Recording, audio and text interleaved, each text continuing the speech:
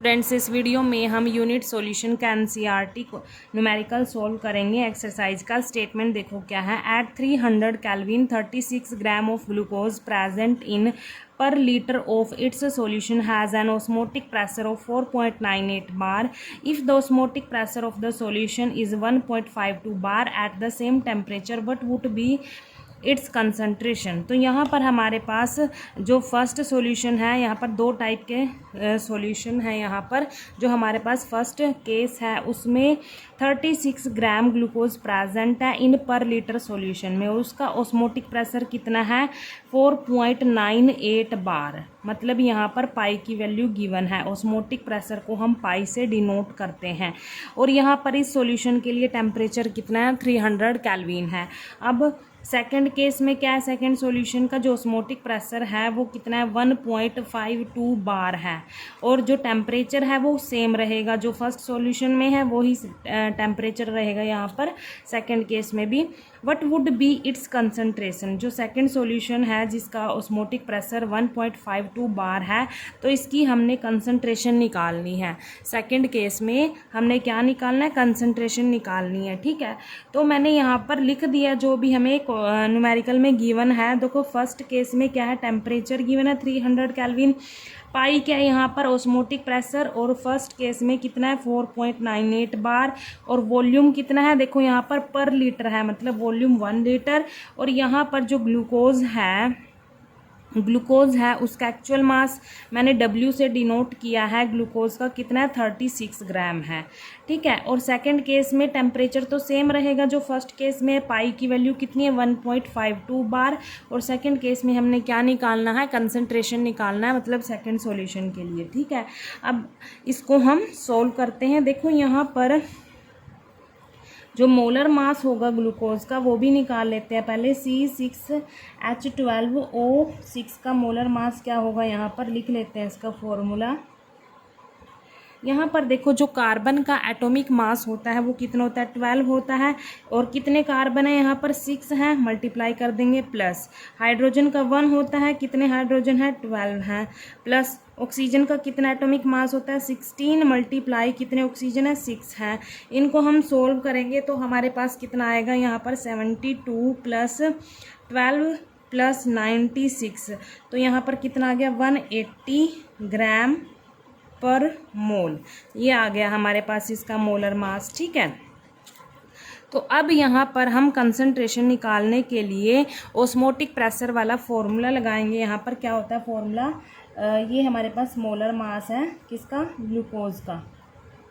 ठीक है, यहाँ पर हम फॉर्मूला लगाएंगे पाई इक्वल्स टू CRT। पाई क्या यहाँ पर ऑस्मोटिक प्रेशर है, और जो C है वो क्या है मोलर कंसंट्रेशन है सॉल्यूशन की। R क्या है गैस कांस्टेंट, T क्या है टेम्परेचर है। ठीक है, अब आपको पता है जो मोलर कंसंट्रेशन मतलब मोलैरिटी, यहाँ पर इसको हम कैपिटल M से डिनोट कर सकते हैं, क्योंकि कैपिटल M क्या होता है मोलैरिटी होता है, क्योंकि ये मोलर कंसंट्रेशन है सॉल्यूशन की।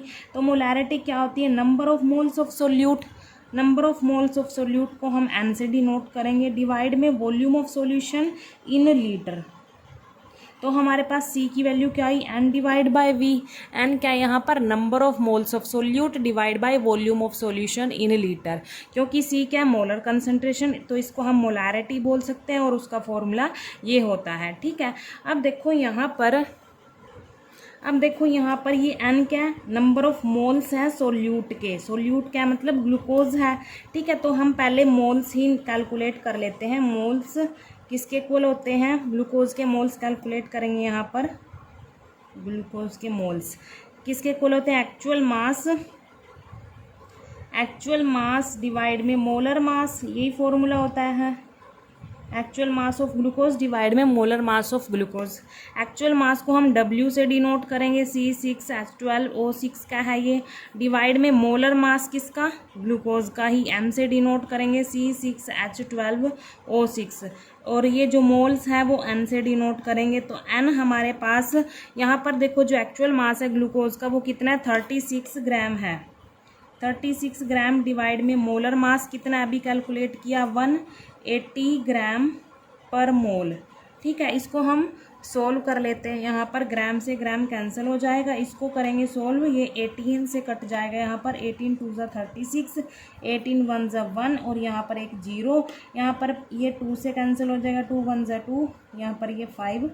ठीक है, तो हमारे पास क्या है 1/5 मोल। यहाँ पर ये मोल है वो मतलब यहाँ पर मोल था, ऊपर जाके मोल में कन्वर्ट हो जाएगा। इसको हम फर्दर सोल्व करेंगे तो 0.2 आ जाएगा यहाँ पर मोल। मतलब हमारे पास n की वैल्यू क्या है 0.2 मोल आ गई। ठीक है, ये n क्या है मोल है, मोल ऑफ सोल्यूट। ठीक है, अब क्या करेंगे हम यहाँ पर n की वैल्यू पुट करेंगे। ठीक है, अब देखो यहाँ पर जो पाई इक्वल्स टू CRT था तो हम इसको मॉडिफाई कर सकते हैं। यहाँ पर पाई इक्वल्स टू C की जगह हम क्या लिखेंगे n डिवाइड बाई वी, n डिवाइड बाई VRT ये लिख सकते हैं। तो अब जो सारी वैल्यूज़ हैं हम जितनी भी हमने सारी वैल्यूज़ निकाल ली है, n की भी है हमारे पास, v की भी है, t की भी है, पाई की भी है, तो सारी वैल्यूज़ को हम इस फॉर्मूले में पुट करेंगे। किस में? फर्स्ट केस में। ठीक है, फर्स्ट केस सॉल्व कर रहे हैं हम पहले, तो इस फॉर्मूले में हम सारी वैल्यूज़ को पुट करेंगे। देखो यहाँ पर अब क्या किया हमने, सारी वैल्यूज़ को पुट कर लिया। पाई जो फर्स्ट सॉल्यूशन के लिए ये था 4.98 बार, एन की वैल्यू अभी कैलकुलेट की थी हमने, number of moles of glucose, और आर एज इट इज़ लिख लेंगे। यहाँ पर जो टेम्परेचर है वो गिवन था 300, वॉल्यूम भी लिख लिया। अब इसको हम सॉल्व करेंगे तो कितना आएगा 4.98 बार इक्वल्स टू, इसको मल्टीप्लाई करेंगे तो कितना आएगा 60 मोल। यहाँ पर ये टेम्परेचर भी है साथ में। ठीक है, सॉरी ये केल्विन में है ना, यहाँ पर इसकी यूनिट टेम्परेचर की क्या है, केल्विन में है। ठीक है, तो मोल यहाँ पर ये केल्विन यूनिट साथ में आएगी, multiply R as it is रहेगा। ठीक है, हमने क्या किया 0.2 को 300 से मल्टीप्लाई किया तो 60 मोल केल्विन मल्टीप्लाई आर, और 1 तो हम अगर ये 1 का कुछ नहीं होता है, यहाँ पर जो ये डिवाइड में है, लीटर डिवाइड में है, ऊपर जाके क्या आ जाएगा इन्वर्स में आ जाएगा ये। ठीक है, आगे लिख लेंगे हम। यहाँ पर देखो दोबारा लिखेंगे इसको, 4.98 बार इक्वल्स टू 60 मोल, यहाँ पर लीटर, ये इधर लीटर में है, ऊपर जाके पर लीटर आ जाएगा यहाँ पर केल्विन मल्टीप्लाई आर। तो हमारे पास ये फर्स्ट इक्वेशन आ गई। कौन सी इक्वेशन आ गई? ये फर्स्ट इक्वेशन आ गई। अब क्या करेंगे हम सेकंड केस को सॉल्व करेंगे। ठीक है, अब देखो यहाँ पर सेकंड केस में भी हम यही फॉर्मूला लगाएंगे, पाई इक्वल्स टू CRT। पाई की वैल्यू कितनी है वो पुट कर लेंगे, 1.52 बार है, और यहाँ पर कंसंट्रेशन तो हमने निकालनी है तो इसको एज इट इज़ लिखेंगे, और ये आर भी हमने एज इट इज़ लिख दिया। क्यों लिखा? ताकि जो ये फर्स्ट इक्वेशन है ना हमारी पीछे निकाल ली हमने, फर्स्ट इक्वेशन में भी आर एज इट इज़ है, यहाँ पर भी हम आर एज इट इज़ लिखेंगे, वो कैंसिल आउट हो जाएंगे आपस में। यहाँ पर टेम्परेचर कितना है 300 केल्विन है। ठीक है, ये हमारी क्या होगी सेकंड इक्वेशन होगी, ये हमारी सेकंड इक्वेशन होगी। अब क्या करेंगे हम इन दोनों इक्वेशन को लेके चलेंगे और कंसंट्रेशन की वैल्यू निकाल लेंगे हम। ठीक है, यहाँ पर देखो हमारे पास फर्स्ट इक्वेशन आ गई। ये फर्स्ट इक्वेशन कैसे आई?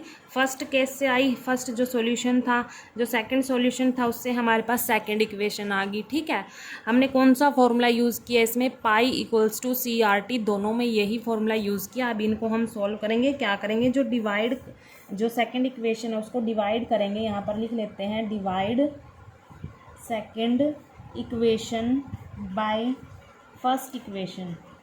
सेकेंड इक्वेशन को हम फर्स्ट इक्वेशन से डिवाइड कर देंगे तो 1.52 बार, यहाँ पर ये 4.98 बार किसके इक्वल आएगा?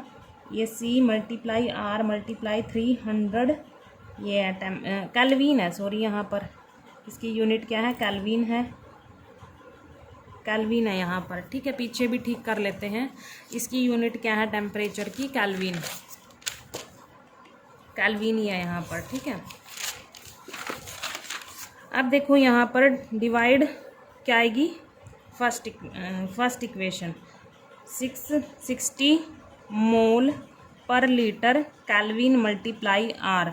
अब देखो यहाँ पर जो भी यूनिट कैंसिल होती है कैंसिल कर देते हैं, बार से बार कैंसिल होगा यहाँ पर, और कैल्विन से कैल्विन कैंसिल हो जाएगा, ये आर से आर कैंसिल हो जाएगा, इसीलिए मैंने वहाँ पर आर एज इट इज़ लिखा था। ठीक है, अब देखो जो भी बचा उसको लिख लेते हैं। 1.52 divide by 4.98 equals to C multiply 300 divide में 60 मोल पर लीटर। इनको क्रॉस मल्टीप्लाई करेंगे, अब इनको सॉल्व कर लेते हैं। क्रॉस मल्टीप्लाई करेंगे, ये इससे मल्टीप्लाई हो जाएगा, ये इससे मल्टीप्लाई हो जाएगा। ठीक है, तो 1.52 मल्टीप्लाई 60 मोल पर लीटर इक्वल्स टू यहाँ पर 4.98 को 300 से मल्टीप्लाई करेंगे और यहाँ पर ये सी है, कंसंट्रेशन है। ठीक है, अब क्या करेंगे, ये निकालना है, हमने ये निकालना है। ठीक है, इसको हम इधर डिवाइड में लेके आ जाएंगे, जो ये कांस्टेंट टर्म है इसको डिवाइड में लेके आ जाएंगे, क्योंकि यहाँ पर ये मल्टीप्लाई में है। 1.52 मल्टीप्लाई 60 मोल पर लीटर, ये डिवाइड में आ जाएगी यहाँ पर 4.98 मल्टीप्लाई 300 इक्वल्स टू सी। ठीक है, अब इसको सोल्व कर लेते हैं।